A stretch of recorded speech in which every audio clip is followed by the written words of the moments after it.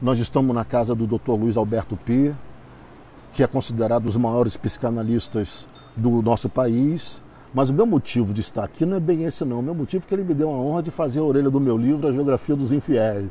Como nós estamos montando o portal Geografia dos Infiéis, a gente veio agradecer pessoalmente e fazer algumas perguntas para ele. Tudo bem, Pi? Obrigado. Tudo bem, claro. Eu agradeço muito a tua vinda. Minha casa está aberta e eu estou aberto também para conversar com você sobre essas questões que você está querendo levantar. A gente estava falando um pouco da questão da violência, a violência das manifestações de rua e tudo mais. E eu lhe pergunto um pouco se o sistema que a gente vive não é um sistema violento, um sistema no qual todo ano tem 2 ou 3 intervenções de aumento de passagem. Outro dia eu fui na Baixada Fluminense, paguei R$ 6,40 de ida e de volta para ir na Baixada Fluminense. Por que o povo da Baixada tem que pagar ainda mais caro do que o povo da própria Zona Sul? Eu vivo na rua, não tenho carro e ando muito na rua, eu percebo um pouco a violência desse sistema. Inclusive, nós estamos falando da violência do próprio sistema institucional. Eu lhe pergunto, essa violência da realidade atual que a gente vive no Brasil não justifica um pouco da violência das manifestações de rua? Eu sempre gosto de separar explicação de justificativa. Acho que explica muito bem. Justificar é um pouco diferente, porque quando a gente faz uma manifestação, a gente tem que se perguntar qual é o objetivo dessa manifestação, o que é que eu desejo conseguir com essa manifestação. Então, se o que a pessoa deseja conseguir é quebrar a vidraça de um banco, ele vai conseguir, vai se dar por satisfeito com isso, ou talvez queira quebrar 2 vidraças de 2 bancos, e me parece que isso não vai ter nenhuma repercussão positiva além disso. Então essa violência, em geral, como a maioria das violências, é muito burra, mas ela é inevitável. É claro que a pessoa que está sofrendo violência vai reagir com violência, né? E o foco dessa violência dificilmente vai ser um foco mais abrangente, sabe, numa busca de uma mudança maior. O que é que nós temos aqui hoje? Um país onde paga-se dos maiores tributos do planeta, os impostos são dos maiores que tem nesse planeta, e em troca nós não temos segurança, não temos saúde, não temos educação, não temos transporte, mobilidade urbana, não temos saneamento básico, não temos nada em troca dessa barbaridade de imposto que a gente paga. Este é o ponto inicial da violência. E o que a gente vê são governos sucessivos que nada fazem para mudar essa situação. Os impostos, a carga de impostos aumenta todo ano, o percentual de impostos sobre o produto interno do Brasil aumenta gradativamente, ano após ano, vai chegando a números cada vez mais absurdos, e o retorno é nada. O que nós ouvimos falar de retorno é corrupção, só. Quer dizer, esse dinheiro é desperdiçado em corrupção, em incompetência, e não há um retorno mínimo. Então, isso é claro que é um motivo de desgosto, de irritação, de ódio para toda a população brasileira, a não ser aqueles poucos que estão, vamos dizer assim, fechados com o governo, que eles acham que o governo é o que tem de melhor no mundo e é isso mesmo, é assim que tem que ser, e estamos muito contentes. Que é uma minoria que tem ficado cada vez mais minoritária, né? Mas o que acontece é que, mesmo quando você tem uma pequena transformação de comando, que não é uma mudança de estrutura, você não tem tido nenhuma melhora mais significativa. A última melhora que eu me lembro que houve no país foi quando conseguiram estabilizar a moeda, Plano Real, em 1993, há mais de 20 anos. De lá para cá, o que se fez em matéria de melhorar? Nada, muito pouco. Algumas pequenas leis. É um pouco de dinheiro aqui e ali para remediar alguma situação, que são remédios não resta dúvida que são necessários, mas são o que a gente chama em medicina de remédio paliativo. É um remédio que diminui a dor, mas não cura, não tem remédios curativos. Você não tem sentido na administração do país, na política, na economia, nenhum movimento de curar nenhum problema, apenas paliativos, de diminuir um pouco uma dor aqui, um desconforto ali, que é o paliativo. Você está com dor de cabeça, toma remédio para passar a dor de cabeça. Agora, a causa da dor de cabeça é outra coisa. E por aí vai, qualquer dor, qualquer desconforto, você pode tomar um remédio que vai te ajudar no sentido de diminuir o desconforto. Mas curar, tratar o problema, enfrentar e resolver é uma outra coisa completamente diferente. Isso nós não temos aqui. Resultado, é claro que você tem um volume de insatisfação enorme. Eu acho que o povo tem sido muito pacato, muito paciente, muito calmo em relação a isso. E as manifestações são muito mais manifestações de opinião. Há um certo peso nessas manifestações, há uma certa pressão política. Acho que se essas manifestações se prolongassem e fossem ganhando uma massa crítica maior, elas podiam ser fonte de transformação, como já foi em determinados momentos da vida do país. Mas acho que a violência, principalmente essa violência, vamos dizer assim, explosiva e descontrolada, não ajuda no processo de transformação. A violência só ajudaria no processo de transformação no caso de uma revolução, que não há nenhuma probabilidade, não há nenhuma organização. Até onde houve um movimento muito forte no sentido de transformação, na Primavera Árabe, depois que o movimento acabou, se derrubaram governos, etc., houve muita dificuldade de se construir uma coisa melhor. Até hoje eles estão tropeçando com essa questão. Tá, derrubamos um governo corrupto, o que nós botamos no lugar? E aí fica aquele impasse, as pessoas nem sabem bem o que fazer, não tem uma receita muito nítida. Se você for observar as revoluções mundiais que têm acontecido, você vai ver que todas elas são difíceis, apesar de, não é o caso da Primavera Árabe, mas o caso da Revolução Russa ou da Revolução Chinesa, elas tinham uma ideologia por trás, uma organização, e mesmo assim a dificuldade de implantar isso de uma forma positiva foi muito grande. Então, o que eu vejo como revolução produtiva tem sido revoluções educacionais. Quer dizer, países onde você investe maciçamente em educação e você tem um resultado que é o crescimento do bem-estar do povo, o bem-estar de todos. Agora, são questões complicadas de serem resolvidas e eu acho que pela violência, principalmente, não se vai resolver nada. Então eu lhe pergunto, qual é a função da história? Da história. Supondo que a gente vive num país sem memória, ou que não dá valor à sua história, ou mesmo que não a compreende como devia. Eu acho que a história é um relato do que acontece, né? O que acontece é a história. Se o que acontece é a história não tem função, ela é uma realidade apenas, né? O relato, quer dizer, o trabalho do historiador, que não é fazer história, mas é pensar a história, descrever a história, compreender a história, esse trabalho teria e tem, né? Teria uma função e tem um objetivo, que é o de ajudar as pessoas a não repeti-la em forma de farsa, como já foi dito, né? Quer dizer, se você sabe como é que as coisas acontecem, ou por que elas aconteceram, você tem uma boa ideia, uma boa impressão disso, você tem a possibilidade de planejar melhor os próximos movimentos históricos. Essa seria a tese, né?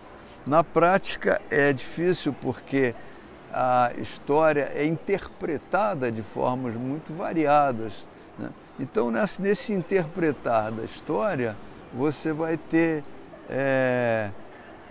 formas de entender o que aconteceu muito díspares, até muito opostas, muita controvérsia. Então, é sempre um estudo, é sempre uma investigação, não é uma ciência exata. Pia, Freud tem uma frase que diz o seguinte: um homem que está livre da religião tem uma oportunidade melhor de viver uma vida mais normal e completa.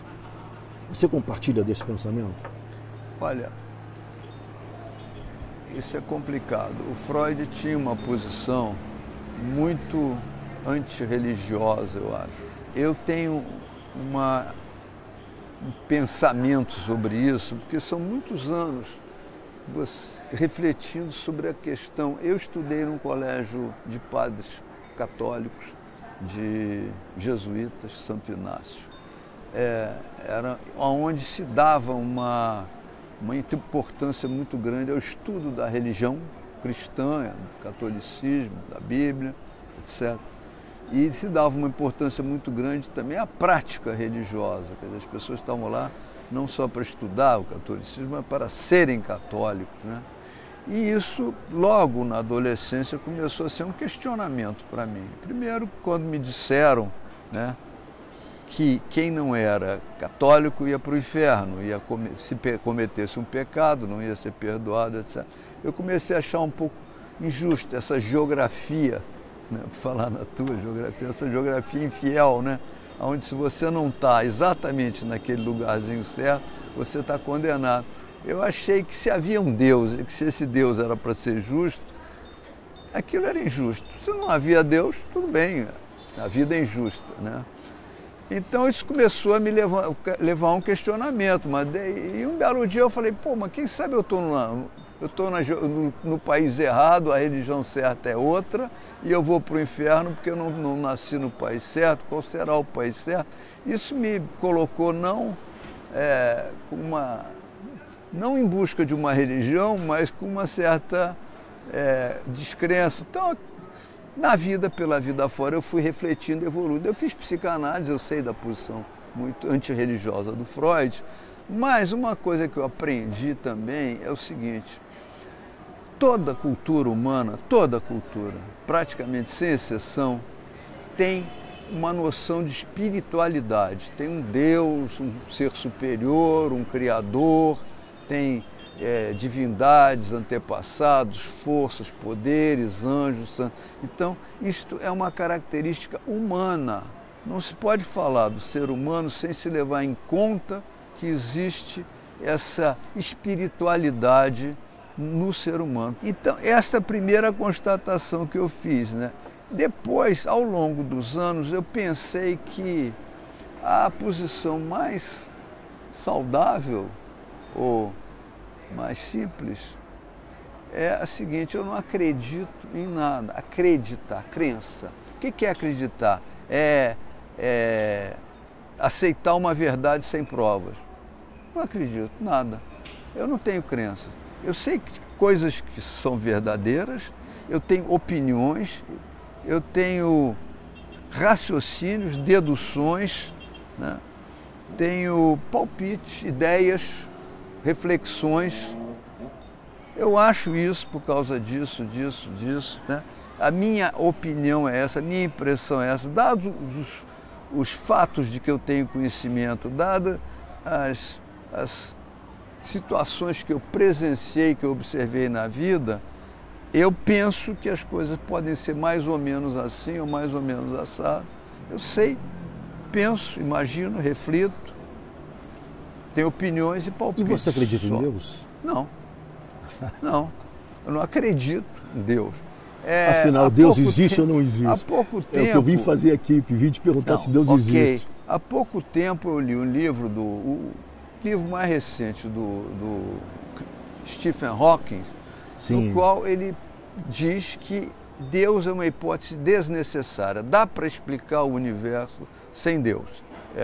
Ele fala disso pelo, vamos dizer assim, estado atual do conhecimento científico. Dá para explicar sem Deus. Ok. Isso não quer dizer que Deus não exista, nem quer dizer que exista. Então, acreditar não. Achar que existe também não. Vou viver depois que morrer? Não sei. O que eu vejo, o que eu tenho aprendido pela vida é que existem coisas entre o céu e a terra. Tá? Isso eu tenho aprendido, eu tenho visto, tenho ouvido histórias. Quando você pergunta, Deus existe, eu te pergunto de volta, qual Deus? Entende? Aquele da Bíblia, vingativo, ciumento, vaidoso, claro que eu não acredito. Aquilo é uma história completamente louca, sem pé nem cabeça, né? Um Deus que manda o cara matar o filho para provar que acredita nele. Pô, Deus precisa que um pobre mortal que ele criou acredite. Eu preciso que você acredite em mim. Por quê? Para quê? Ah, aquele Júpiter que joga raio, que é humano, que é cheio de defeitos, ciumento, agressivo, atira raios nas pessoas, aquele é mais simpático. Eu acho ele simpático. Mas, obviamente, também não acredito que do alto do Monte Olimpo tem um monte de deuses se divertindo, sacaneando a humanidade, ou se intrometendo na vida da humanidade. O que eu tenho visto pela vida fora é que a gente tem uma ansiedade de explicação. Tudo a gente quer explicar. As explicações melhoram, a busca da ciência é melhorar a explicação, mas a explicação é sempre uma hipótese. Ela é assim, bom, até agora, do que a gente sabe, o mais provável é que as coisas se deem dessa e dessa maneira. Quando aparecer uma outra coisa mais provável, nós vamos passar a admitir que essa é mais provável do que a anterior. Então, esse jeito de funcionar da ciência, que é a base daquilo que a gente chama de verdade conquistada. Você conquista uma verdade. O próprio Copérnico, quando ele falou que a Terra girava em torno do Sol, ele não disse que a Terra girava em torno do Sol. O que ele disse foi o seguinte: quando a gente, em vez de botar o centro dos cálculos na Terra, ou seja, o centro do universo na Terra, bota no Sol, esse centro, os cálculos ficam tão mais fáceis da gente fazer. Pensar a respeito. Não, os cálculos são mais fáceis, sim, porque sim. gira tudo em torno, é só calcular isso aqui, porque se você bota no centro na Terra, a órbita de Mercúrio é complicada, porque ela gira assim. Muita pretensão. Então você vai encontrando jeitos melhores de fazer fusão. Então o que ele dizia era simplesmente isso. Enfim, essas ideias, essas novas hipóteses foram ganhando corpo, foram ganhando força. Então, é nisso que eu acredito. Agora, Deus não me faz falta. Agora, se quando eu morrer tiver mais alguma coisa, vai ser uma surpresa interessante, vai ser grato para mim. Oba, legal, isso é eu uma não coisa acabei. parecida. O Sartre dizia isso, que não tem importância nenhuma da existência ou não de Deus. Os preceitos sociais começam religiosos. Então, Deus mandou fazer isso, por causa disso, isso. E aí a sociedade vai se organizando em termos de defender o direito das pessoas, uns em relação aos outros. O que acontece é que o ser humano é um animal feroz, nós somos predadores. Se você não mantiver um controle disso, é um pega para capão, Deus nos acuda. Então é importante você articular os grupamentos humanos de acordo com códigos, com leis. Quer dizer, a existência ou não de Deus não livra o homem da sua responsabilidade em relação aos seus atos. Não, de fato, o problema é que um psicopata, por exemplo, que não se sente responsável pelos outros, etc., não tem empatia e tudo mais, o que é uma doença de estrutura mental, ele não sente nenhum problema em cometer crime desde que ele não seja descoberto. E a gente tem visto agora, por exemplo, tem muitos criminosos aparecendo aí, criminosos corruptos, né, que estão sendo caçados pela justiça. E o que a gente observa é que eles só se sentem mal quando são pegos. Enquanto eles estão cometendo os crimes deles, eles estão perfeitamente felizes e em paz com a sua consciência psicopática. Quando eles são pegos, flagrados, aí entram em depressão, ficam tristes, enfim, se arrependem e tudo mais, né? Mas o arrependimento, me parece que não é o arrependimento pelo que fez, é o arrependimento por ter feito uma coisa pela qual ele foi pego e está pagando um preço. Então a sociedade se organiza muito nesse sentido de proteger a convivência. A gente vive num país sem uma moral estabelecida? Olha, A moral no sentido de uma racionalidade voltada para a coletividade e para a sustentabilidade. Olha, eu acho que tem sim, né? As leis são um estabelecimento de moral, as leis definem, né, qual é o nosso padrão moral. E as leis estão sendo permanentemente aprimoradas ou pretende-se que elas sejam aprimoradas. Aqui, nós vivemos muitas contradições difíceis de serem resolvidas. Como eu, durante muito tempo, me envolvi com ecologia, batalhei ecologia, eu acho que começa por aí. Meu sentimento é de que começa por aí. Como eu estou dizendo, eu não creio nisso, eu acho isso, né? E o que eu quero dizer com isso é o seguinte: primeiro, existe um excesso de seres humanos nesse planeta. Esse excesso de seres humanos nesse planeta provoca perturbações no equilíbrio. Então, acho que este é um problema básico. Os chineses colocaram uma tentativa, vamos dizer assim, legal de resolver esse problema, que é impedindo, proibindo ou dificultando os casais de terem mais de um filho, para não deixar a população aumentar, para procurar até reduzir a população para um nível que seja mais sustentável, vamos dizer assim. Durante muito tempo, a forma mais simplista de se resolver as questões morais era tomando a vida humana como o bem maior. E essa questão esbarra no fato de que a vida humana está ocupando espaço demais, então ela tem que ser questionada até que ponto ela é o bem maior ou não. Há muitas culturas, houve muitas culturas e ainda há muitas culturas onde a vida humana não é o bem maior é a coletividade. Por exemplo, na Grécia Antiga, em Esparta, havia um lugar que era um promontório sobre o mar, chamava-se Rocha Tarpeia, onde eram jogadas todas as crianças recém-nascidas que nasciam com algum problema, ou crianças pequenas que, no seu desenvolver, mostravam um problema, porque aquilo não servia à coletividade. A vida humana era tratada sem tanta cerimônia, né? Haviam aquelas guerras, batalhas, onde as pessoas se matavam umas às outras também, sem muita cerimônia. Em algumas ilhas dos mares do sul existe um ritual interessante. Todo ano, numa determinada época, num determinado dia lá, todos os homens são obrigados a subir num coqueiro e vão ficar lá o dia inteiro. Aqueles que não aguentam, se aguentam o dia inteiro no coqueiro e caem, são imediatamente exterminados. Esse tipo de rituais sociais, eles têm como objetivo manter a população dentro de um determinado nível, né? O que nós temos agora, atualmente, é um problema muito sério, porque com o desenvolvimento da tecnologia médica, a gente está conseguindo prolongar de muito a vida das pessoas. O que faz com que as pessoas vivendo mais tempo, mais pessoas vivam nesse planeta.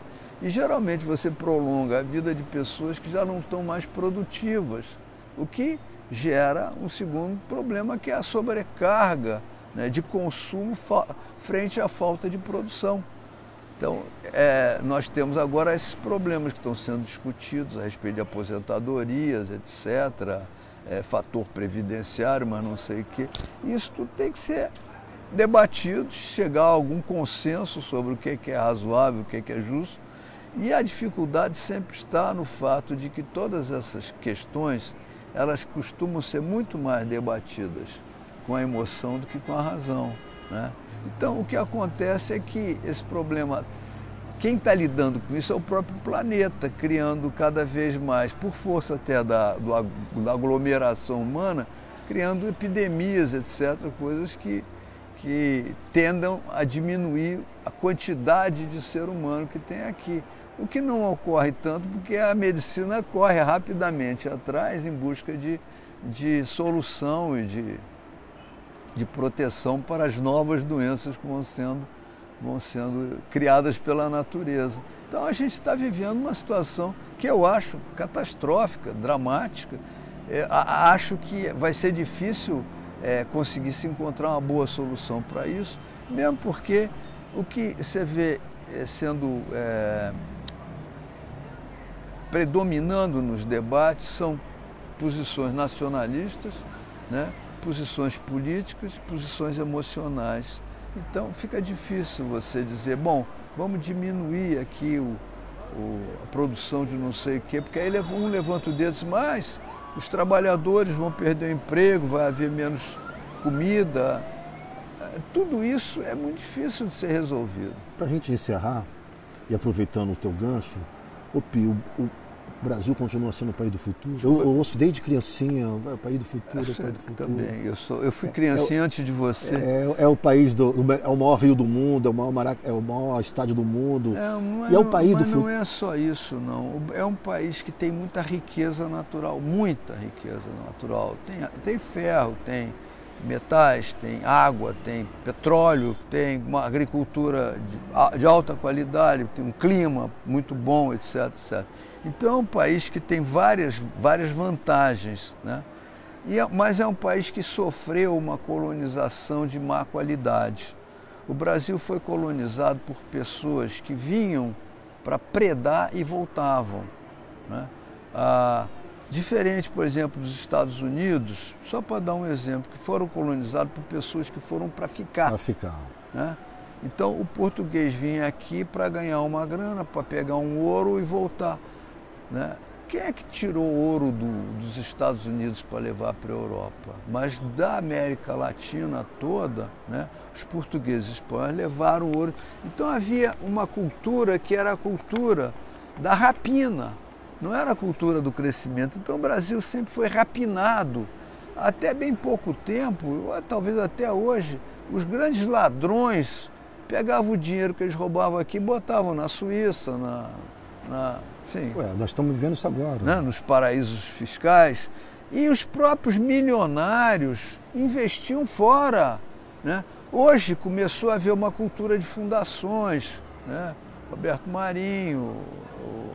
Mas isso é uma coisa que começou no meio do século XX para cá. E nos Estados Unidos você tem isso desde que o país foi fundado, desde o fim do século XVIII, que, né, as universidades, tudo aquilo, sempre doações de milionários, enfim, sempre houve um foco em pegar o dinheiro e colocar esse dinheiro a serviço de um bem maior, a serviço de uma coletividade. Nós não tivemos essa cultura aqui. Qual o momento da história do Brasil que a gente mais pensou o futuro do país de uma maneira criativa, de uma maneira nossa, de uma maneira própria, uma maneira que tenha sido mais produtiva para o nosso desenvolvimento? Olha, eu sei de um momento que foi quando Getúlio fez uma chantagem com os americanos para entrar na Segunda Guerra em troca de Volta Redonda. Quer dizer, houve toda uma armação lá, ele fazia um discurso pró-nazistas para convencer os americanos que eles tinham que pagar um pedágio para o Brasil entrar na guerra, e o pedágio foi a primeira siderúrgica brasileira. Esse foi um marco. O outro marco, eu acho, foi quando o Juscelino se propôs a desenvolver uma indústria brasileira. E aí houve um erro brutal, que foi o erro da ditadura militar, da indústria sem concorrência, de fazer protecionismo.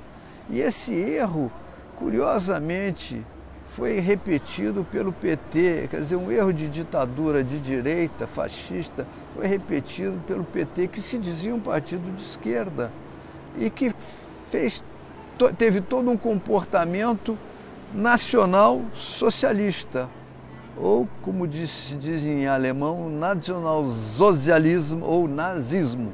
Ou seja, nesse sentido, vamos dizer, econômico, o PT foi um governo nazista. É claro que ele teve um viés de atender a população carente, mas atendeu apenas naquele sentido que eu falei, não de curar. De assistencialismo. Mas o sentido de paliativo. Não, estou com fome, dá comida, mas isso não resolve. Engraçado, porque tem um velho provérbio chinês que diz que quando você alimenta uma pessoa, né, quando você dá um peixe para a pessoa, você alimenta por um dia. Se você ensina a pescar, você alimenta pela vida inteira. E, curiosamente, o Lula adora esse provérbio. Eu já vi pessoalmente ele dizer, tem no YouTube ele várias vezes dizendo, a gente tem que ensinar a pescar. E o governo dele só deu peixe, não ensinou a pescar. Então, as suas palavras não correspondem aos fatos, como dizia o Cazuza. O país tem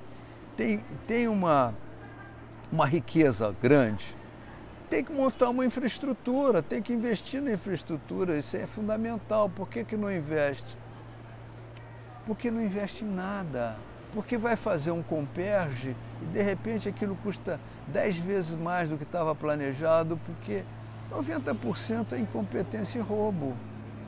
Então, isso tem dificultado o crescimento do país. E essa questão do roubo e da incompetência, lamentavelmente, cresceu muito. Não adianta dizer, sempre se roubou. Sempre se roubou, mas, gente, não é que está se pegando mais, que a polícia é mais eficaz. Hoje é sistêmico. É porque é muito volume. E há uma coisa boa na informática. Cada vez é mais difícil esconder o dinheiro. Como é que se esconde 50 milhões de dólares hoje? Aonde você esconde? Na Suíça você não pode esconder. Vai botar o quê? Num porão dentro de casa? Está difícil esconder o dinheiro. E, enfim, nós vamos conviver com essas coisas. Então todas, nós somos um país do futuro. Fiéis ou infiéis. Somos. Eu acho que no futuro estaremos todos mortos.